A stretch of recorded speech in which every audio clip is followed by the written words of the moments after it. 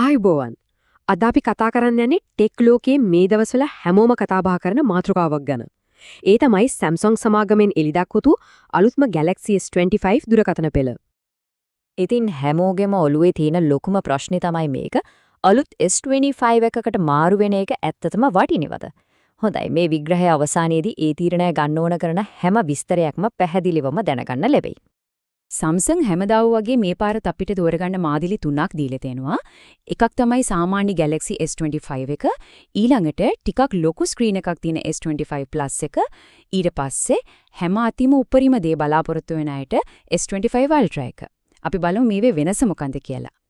හරි, ඕනම දෙයක් ගන්න කලින් අපි මුලින්ම බලන්නේ ඊට ගානනේ නේද? ඉතින් අපි මුලින්ම බලමු මේ ෆෝන් වල මිල ගණන් කොයි වගේද කියලා. මේ S25 අත්දැකීම පටන් ගන්න තැන තමයි මේ. මූලික මාදිලේ කියන්නේ සාමාන්‍ය Galaxy S25 එක ජාත්‍යන්තර වෙළඳපොලේ පටන් ගන්න $799කින්. ඊළඟ මට්ටමට යද්දී, ඒ කියන්නේ ටිකක් ලොකු ස්ක්‍රීන් එකක්, වැඩි පහසුකම් තියෙන Galaxy S25 Plus එකේ මිල $999 සීමාවට ඇවිල්ලා තියෙනවා. හොඳයි, දැන් බලමු මේ සීරීස් එකේ රජා ගැන. උපරිම බලය, උපරිම විශේෂාංග. මේ හැමදේම තියෙන Galaxy S25 Ultra එකේ මිල පටන් ගන්න $1299කින්. ඒකෙන් මේ මිලම හිතාගන්න පුරවන්න මේකේ තියෙන හැකියාව. හරි, මිල ගණන් ගැන දැන් අපිට අදහසක් තියෙනවා.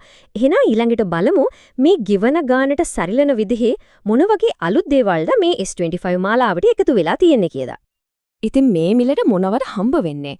අතට හරිම සැහැල්ලු සිහින් නිමාවක්, ඇස් නිලංකාර වෙන දීප්තිමත් ඩිස්ප්ලේ එකක්, හිතා ගන්නත් බැරි වේගයක් දෙන ප්‍රොසෙසරයක්, හරිම බුද්ධිමත් AI කැමරාවක් සහ දවසම පාවිච්චි කළත් ඉවර නොවන බැටරියක්.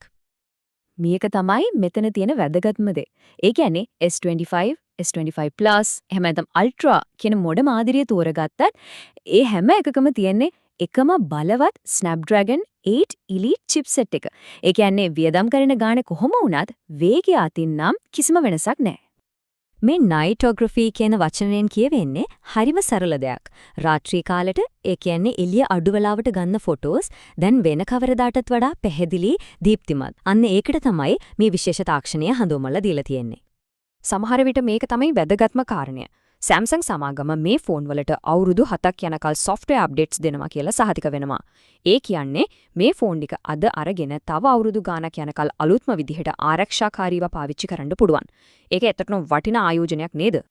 හරි, දැන් අපි මේ ෆෝන් සීරීස් එකේ තියෙන හොඳ පැත්ත වගේව ටිකක් හිතන්න ඕන අවාසි මොනවද කියලාත් සමබරව බලමු. වාසි අවාසි පැහැදිලිවම පේනවා නේද? එක පැත්තකින් අති විශිෂ්ට වේගයක්, AI හැකියාවන් සහ අවුරුදු 7ක සහතිකයක් ලැබෙනවා.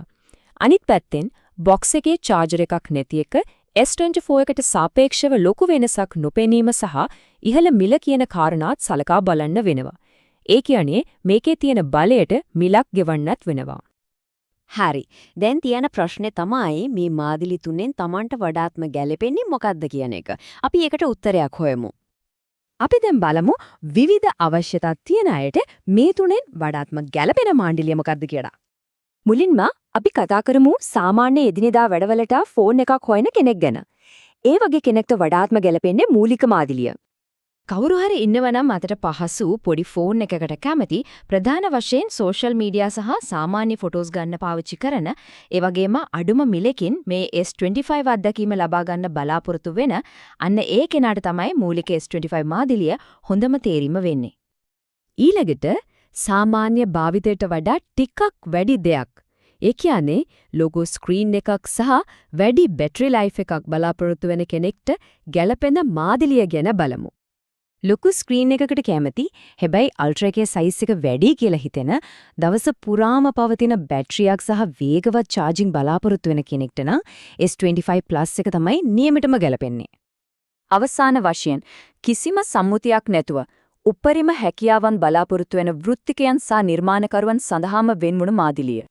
කවුරු හරි ඉන්නවනම් ප්‍රොෆෙෂනල් විදියට ෆොටෝස් සහ වීඩියෝස් කරන, S Pen එක පාවිච්චි කරලා වැඩ කරන, හෝ චිත්‍රාන්දින, එහෙමත් නැත්නම් උපරිම සෙටින්ග්ස් දාලා ගේම්ස් ගහන. අනේ ඒ අයට නම් තේරීම හරිම පැහැදිලි. ඒ තමයි Galaxy S25 Ultra.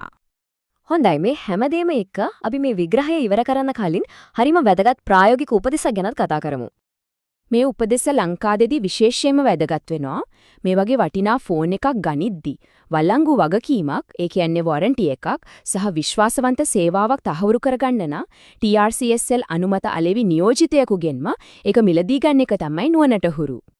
ඉතින් මේ වගේ බලවත් තාක්ෂණයක් අපි සාක්කුවට එද්දි ඒකෙන් අපි මීළඟට මොන වගේ අලුත් දෙයක් ලෝකෙට නිර්මාණය කරයිද? අන්න ඒ ප්‍රශ්නයත් එක්ක මම මේ විග්‍රහය අවසන් කරනවා.